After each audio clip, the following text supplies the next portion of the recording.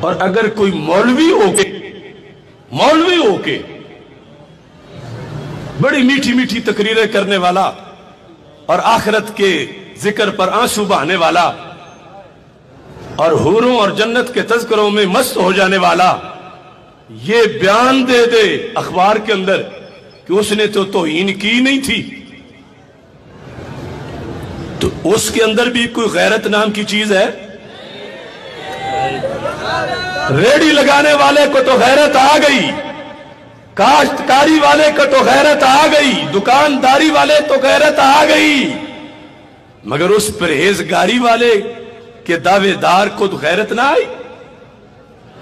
پہچانو ایسے لوگوں کو، سچ کہا تھا مجدد دین و ملت امام اہل سنت حضرت امام احمد رضا خان فاضل بریلوی قدس سر العزیز نے، سونا جنگل رات اندھیری چھائی بدلی کالی ہے، سونے والوں جاگتے رہنا چوروں کی رکھوالی ہے، چوروں کی، یعنی اندر سے چور ہیں اور ظاہر میں رہبر ہیں، یہ رکھوالے ہیں کہ ہم حفاظت کریں گے، ہم دین کی حفاظت کریں گے، اسلام کی ہم تبلیغ کر دیں گے، لیکن حقیقت میں چور ہے۔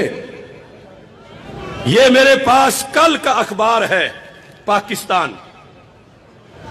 پوری پاکستان کی بستی گونج رہی تھی لبیک یا رسول اللہ صلی اللہ علیہ وسلم کی صداؤں سے، چوک چوک میں ہزاروں عاشقان رسول اپنے طور پر نکل کے بیٹھے ہوئے تھے،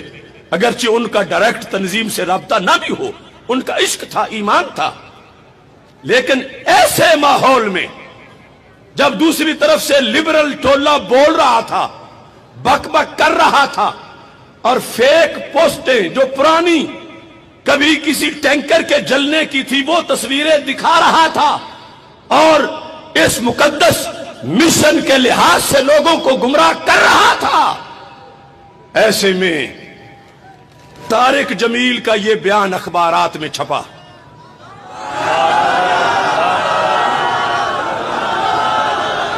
طارق جمیل کا یہ اخبار پاکستان ہے کل کا، اس کا فرنٹ پیج، تم حیران رہ جاؤ گے، اگر اخبار میرے پاس نہ ہوتا تو شاید کتنے لوگ ہیں جو مجھ پر اعتماد کرنے کے باوجود کہتے کہ پتہ نہیں اب ایسا ہوا بھی ہے یا نہیں۔ میں اس واسطے اخبار تمہارے سامنے رکھ کے کل کا چیک کر سکتے ہو، اور اس میں واضح ہیڈنگ ہے، کیا لکھا ہے؟ آسیہ بی بی نے ہمارے نبی کی شان میں گستاخی نہیں کی، مولانا طارق جمیل۔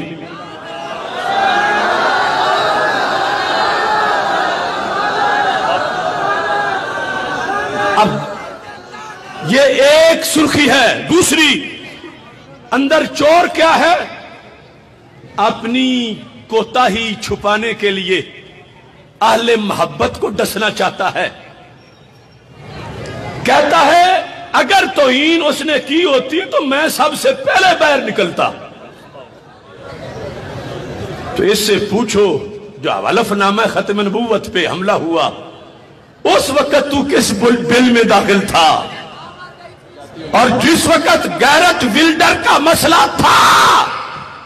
کیا اس توہین کو تو نے توہین نہیں سمجھا؟ کیا اس وقت تو نکلا ہے؟ اپنی سستی، اپنی بےغیرتی اور اپنی بے دینی اور بے حمیتی کو چھپانے کے لیے تم ایک ملزمہ کو پناہ دے رہے ہو اور اس کے وکیل بن رہے ہو۔ وکیل صفائی کی اس نے کچھ کیا ہی نہیں۔ اور دیکھو جب شمار تو یہ مذہبی طبقے میں ہوتا ہے نا، بلکہ یہ تبلیغی جماعت والے عام مسلمانوں کے مقابلے میں زیادہ دعوے دار ہیں دین کے، جب ان کا لیڈر انٹرنیشنل میڈیا میں یہ بیان دے تو بتاؤ اس کا نقصان دین کو کتنا ہے؟ جو لبرل ٹولہ وہ تو ویسے ہی بک بک کر رہا ہے، وہ کہیں گے دیکھو جو صحیح مولوی ہیں وہ تو یہ کہہ رہے ہیں، یہ چوکوں میں بیٹھے ہوئے ہیں ہی غلط، صحیح مولوی نے تو یہ بات کی۔ اور پھر طارق جمیل کے بیان پر امریکہ کو کتنی خوشی ہوئی ہوگی۔ ڈانڈے کہاں ملتے ہیں، بلا وجہ ڈالر نہیں دیے جاتے، ایسے موقعوں پہ وہی چابی دیتے ہیں کہ دیکھو پوری امت اٹھ کھڑی ہوئی ہے، تم بٹھاؤ، اور اگر اوباما بٹھانے آئے تو مسلمان کہیں گے پلید اوباما